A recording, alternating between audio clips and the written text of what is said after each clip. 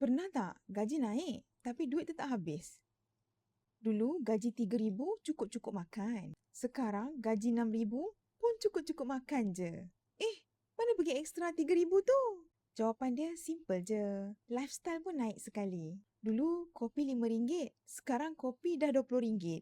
Dulu phone RM1,000, sekarang installment je. Morgan Housel, penulis buku The Art of Spending Money bercakap, spending akan naik lebih laju daripada income kalau kita tak kontrol. Masalahnya bukan sebab tak cukup duit. Masalah kita yang upgrade hidup tanpa sedar. Cash ni bahaya sikit. Senang masuk, senang lagi keluar. Swipe, transfer, QR, puff, hilang. Tak sempat pun jadi simpanan. Sebab tu orang bijak dia paksa diri dia simpan dulu. Tukar duit jadi sesuatu yang susah disentuh.